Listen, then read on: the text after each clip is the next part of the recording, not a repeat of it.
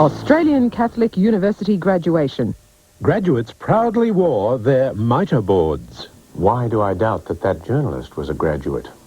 Good evening. Our critics, yes there are some, accuse us of devoting too much attention to the trivial mistakes of newspapers. Well, tonight, that's all we've got. Turn off now, Professor. Let's start with the Yarra Ranges Trader, which likes to put the record straight. Unhappily, it's under this heading. Erratum. Nice sentiment. The South Sydney Bulletin quotes its own editor as speaking grandly of A sacred tenet of Australia's freedom of speech. Or does he mean freedom of spinach? The Age's computer page probably got it right when it referred to Computer giant Hewlett-Packard's own Australian Nerd Centre. disarmingly frank. Still with the Age, a rundown of the Kennett Cabinet wherein one minister is a Former veterinary officer. and the word parliamentary is variously spelt Parliamentary. again, Parliamentary. then. Parliamentary. But best of all is the assertion that Jeff himself, Founded KNF Advertising. no wonder he hates him.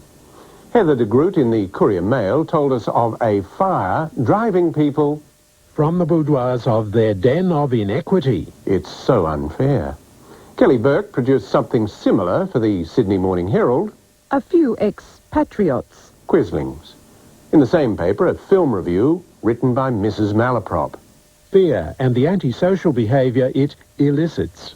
Still in the Fairfax Herald, and Michael Cockerill comes up with Uncharted waters. and yet another from the SMH in which Robert Wainwright described an enviable property as One of the most envious locations in Sydney. I haven't finished with you lot yet.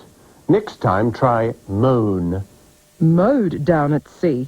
Doug Gorrell, who writes about sport for the Townsville Bulletin, has an admirable grasp of the vernacular. It would have been the upset of the year if they had of been defeated. Much the same in the Murdoch Telegraph. A Labour MP who retired at the election after claiming to have never took part in a debate. You can see why he didn't. The arts pages of the Adelaide Advertiser reported on an old play. Now believed to have enormous relevance. The Murdoch Herald Sun couldn't make up its mind about the Maasai. It thought they told the truth, the quality of veracity, and were very warlike, the quality of ferocity, so it combined them. Their veracity. The Coffs Harbour Advocate ran an, Obituary. no doubt, a death notice for an astronaut. And the Canberra Times came up with Separation. a Liberal Party handout revealed a highly specialised recreation. Ecotourism. Another from the Age. Agents toe the line. And finally, in this indictment of journalistic spelling, the Telegraph again. Ignorance blamed for clergy abuse. Next, problems with headlines. They're not always what they seem. The Tumut and Adelong Times, despite all appearances, was not reporting the mass murder by a young woman from the high country. Mountain Maid axes 20. It was about job losses at the cannery.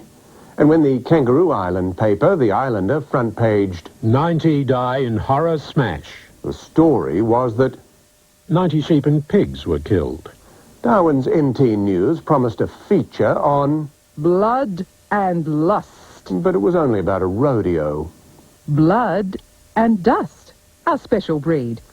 The bleeding obvious from the Tiser, Brothels may be allowed in red light districts. and not so obvious from the Canberra Times.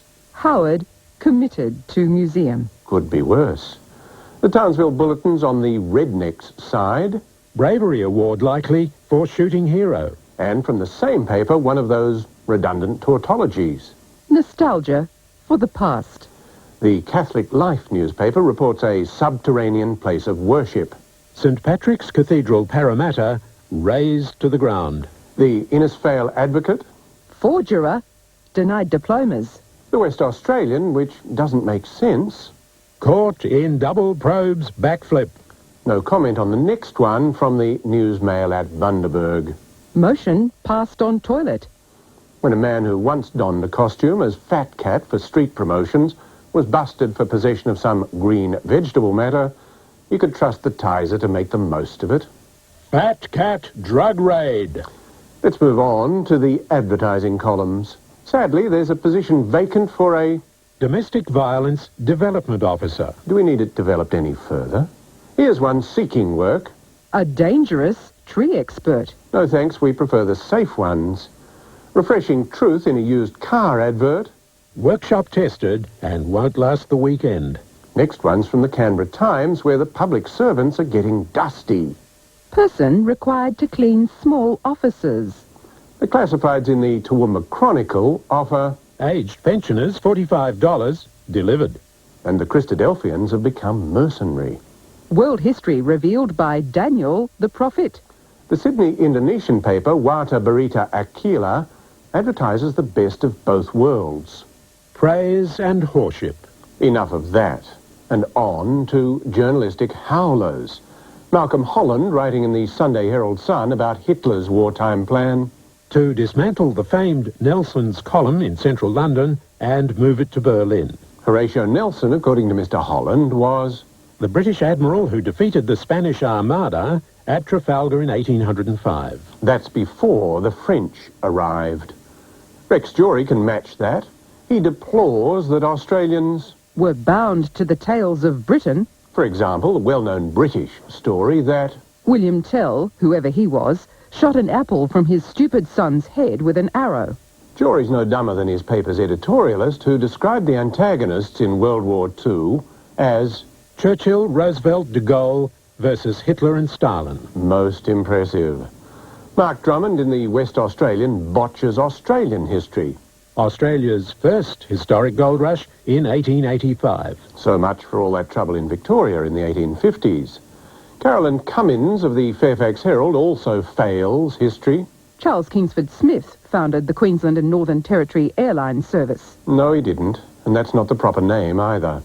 Ms. Cummins' colleague, Greg Roberts, referred to Australia's first Labor Prime Minister, Andrew Fisher. wrong. That honour went to John Watson 4 years before Fisher.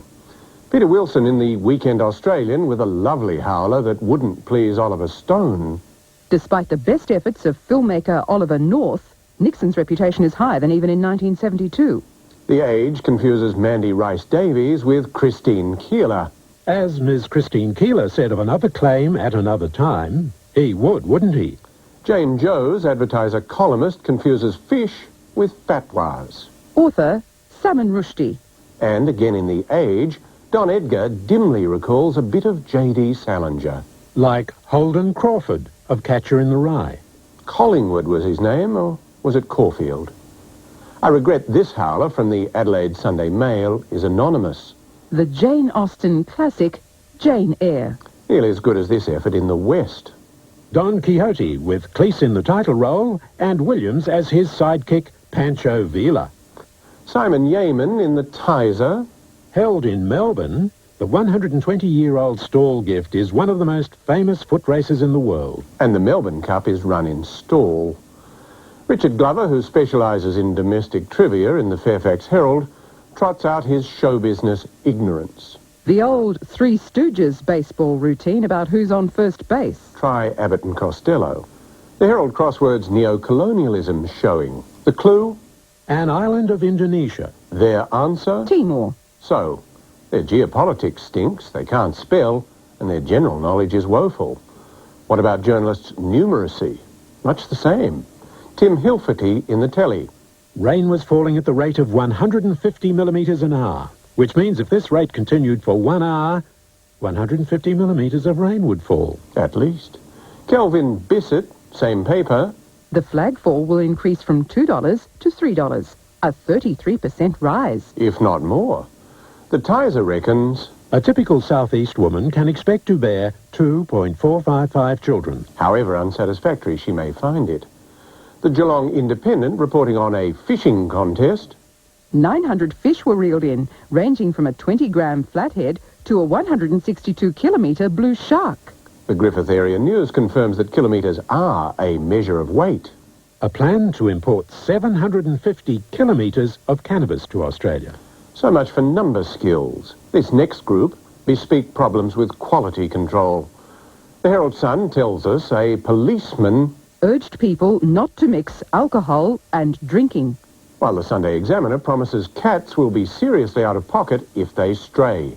A cat found at large or in council-designated cat-free areas will be fined $100 on the first conviction. And the Launceston Examiner on the same subject, taking it too seriously.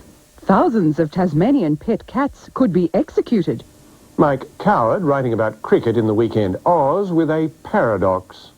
For clearly complex reasons not yet fully apparent.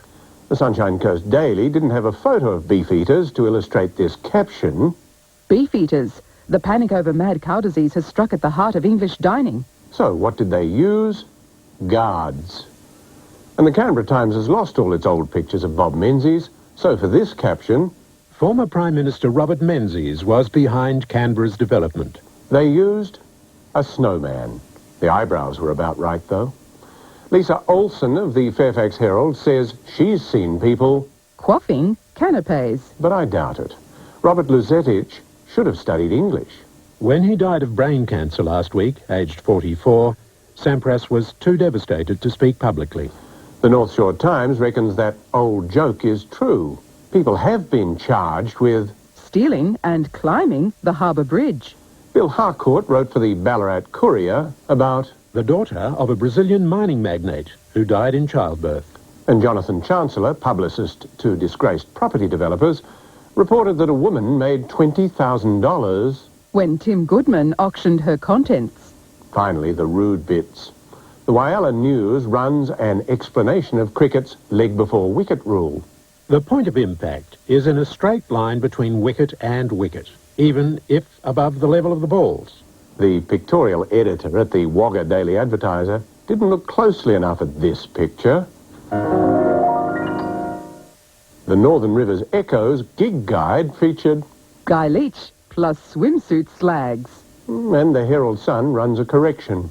The owner of a South Yarra furniture store, Philip Hartog, has pointed out that the shop's name is Tongue and Groove, not Tongue in Groove, as reported in the Herald Sun last week. Next week, back to the serious stuff. Good night to you.